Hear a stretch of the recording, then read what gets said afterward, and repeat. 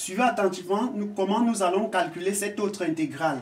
Nous allons également procéder par partie, c'est-à-dire en posant U' égale à x. Donc, on pose U' égale à x et V égale à ln de x. Donc, U' égale à x, V égale à ln de x. Si on a U' égale à x, on va chercher U qui est la primitive de U', parce qu'on va trouver la fonction qu'en dérivant on obtient x. Alors, quelle est la primitive de x? C'est la primitive de U', c'est U, et la primitive de x, c'est x carré sur 2. Comme on a posé V égale à ln de x, V' qui est la dérivée de V est égal à quoi? À U' qui est x sur U. Parce qu'on sait que les fonctions ln de U, la dérivée c'est U' sur U. On applique la formule. Donc ça fait x' sur x. X' sur x. Alors la dérivée de x c'est 1. 1 sur x. Donc V' est égal à 1 sur x. Or, on sait que lorsqu'on veut faire l'intégration par partie, on sait que l'intégrale de U'V est égale à UV moins l'intégrale de UV'. Nous allons donc remplacer par leur valeur. Nous avons l'intégrale de U'V qui est égale à quoi? À UV. U c'est x carré sur 2. Voici U.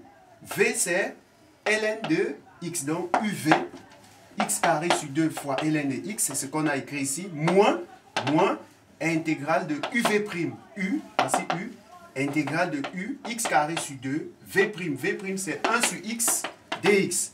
On simplifie par x ici et par x ici. Le demi là, le 2 qui est au dénominateur, ça sort de l'intégrale, ça vient ici.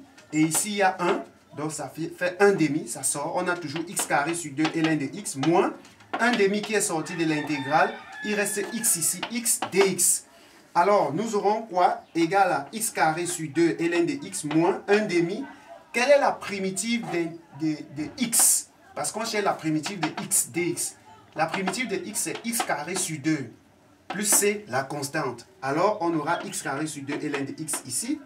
Moins 1 demi fois x carré sur 2, ça fait moins x carré, 1 fois x carré, 2 fois 2, 4, donc moins x carré sur 4, plus c, la constante, d'où l'intégrale de x ln de x dx est égale à quoi? À x carré sur 2 ln de x moins x carré sur, ici c'est sur 4, excusez, parce qu'on a trouvé 4 ici, 2 fois 2, 4, c'est sur 4, plus c, la constante, avec c appartenant à R. Voilà donc la solution de cette intégrale.